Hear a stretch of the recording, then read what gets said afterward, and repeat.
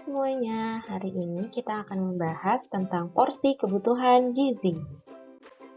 Yang harus pertama kali teman-teman tahu, makan itu nggak hanya sekedar kenyang atau sembarang diet asal berat badan turun, tapi kebutuhan gizi harian harus terpenuhi. Makanan sehat itu mudah, kalau teman-teman masih bingung, teman-teman bisa ikut nih panduan makan gizi seimbang isi piringku. Isi piringku itu apa ya? Nah, isi piringku ini merupakan kampanye Kementerian Kesehatan tentang acuan sajian sekali makan yang digaungkan sejak tahun 2017 sebagai pedoman umum gizi seimbang yang sebelumnya sudah dikeluarkan pada tahun 1995. Kalau teman-teman masih ingat, dulu itu kampanye gizi dikenal dengan 4 sehat 5 sempurna. Tapi seiring berkembangnya zaman, slogan yang dikampanyekan sejak tahun 1950-an tersebut dianggap hanya mementingkan kandungan gizi tanpa memperhatikan keseimbangan jumlahnya. Nah, karena dianggap lagi tak cocok, maka lahirlah pedoman umum gizi seimbang atau biasa disingkat sebagai gizi seimbang. Seimbang di sini berarti jumlah gizi yang dikonsumsi cukup dalam satu kali makan, dalam artian tidak kurang dan tidak lebih. Sedangkan untuk lengkap berarti makanan yang mengandung zat gizi makro yang terdiri dari karbohidrat, protein, dan lemak, serta zat gizi mikro yang terdiri dari vitamin dan juga mineral. Bicara tentang panduan gizi seimbang, pertama-tama, bagi porsi piring makanan menjadi dua bagian.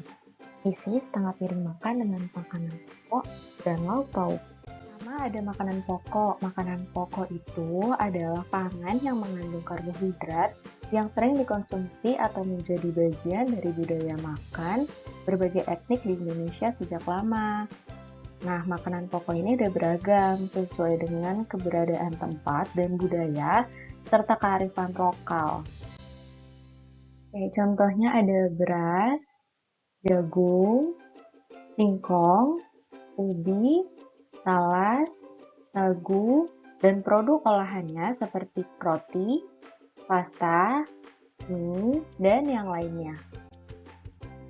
Nah, dari porsi setengah piring tadi, kita bisa isi 2/3 bagiannya dengan makanan pokok. Itu bisa berupa 3 centong nasi, atau 3 buah sedang kentang, atau 1,5 gelas mie kering. Kedua ada lauk pauk yang terdiri dari pangan sumber protein hewani dan protein nabati. Lauk pauk hewani itu ada daging seperti daging sapi, daging kambing, dan yang lainnya. Kemudian ada unggas yang terdiri dari ayam, bebek, dan lainnya. Kemudian ada ikan termasuk hasil laut. Kemudian ada telur, serta susu dan hasil olahannya. Kan untuk lauk pauk nabati bisa berupa tahu, tempe, kacang-kacangan seperti kacang tolo, kacang merah, kacang tanah, kacang hijau, dan yang lainnya. Masih dari setengah piring yang tadi, kita isi 1/3 bagiannya dengan lauk pauk. Untuk lauk hewani, contohnya bisa berupa 2 potong sedang ayam tanpa kulit, ada juga 1 butir besar telur ayam, kemudian ada 2 potong sedang daging sapi. Kemudian untuk lauk nabatinya kita bisa menggunakan 2 potong sedang tempe. Kalau setengah porsi piring sudah terisi dengan karbohidrat dan lauk pauk, penuhi setengahnya dengan sayur dan buah. Sayuran merupakan sumber vitamin dan mineral, terutama karoten, vitamin A, vitamin C, zat besi, dan fosfor. Sebagian vitamin dan mineral yang terkandung dalam sayuran berperan sebagai antioksidan. Beberapa sayuran dapat dikonsumsi mentah tanpa dimasak terlebih dahulu, sementara yang lainnya bisa dimasak dengan cara dikukus, direbus, ataupun ditumis.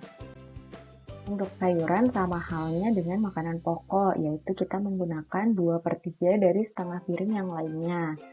Nah, ini bisa dengan ukuran 1 mangkok ukuran sedang yang berisi sayuran. Selanjutnya ada buah-buahan yang merupakan sumber berbagai vitamin, mineral, dan juga serat pangan.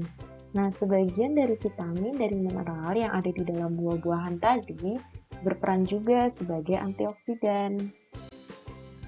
Nah, kalau buah-buahan sama seperti lauk pauk, yaitu hanya menggunakan 1/3 bagian dari setengah piring, yaitu bisa berupa 2 potong sedang pepaya, 2 buah jeruk sedang, atau 1 buah kecil pisang ambon.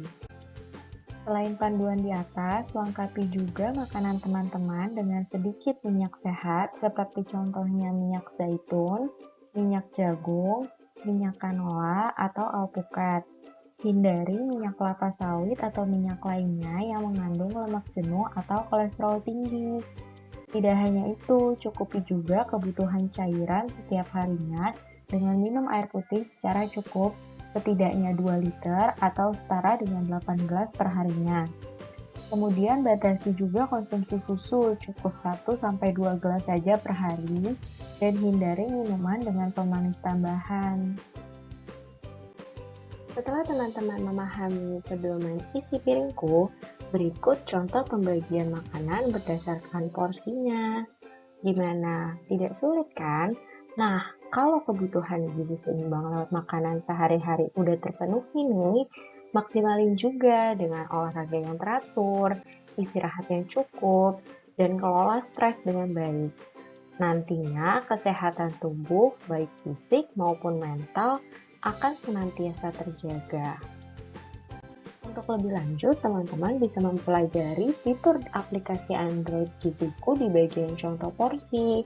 Di sini hasil yang keluar berdasarkan dengan data dasar yang sudah teman-teman isi sebelumnya. Terima kasih sudah menonton dan menyimak video yang sudah kami berikan.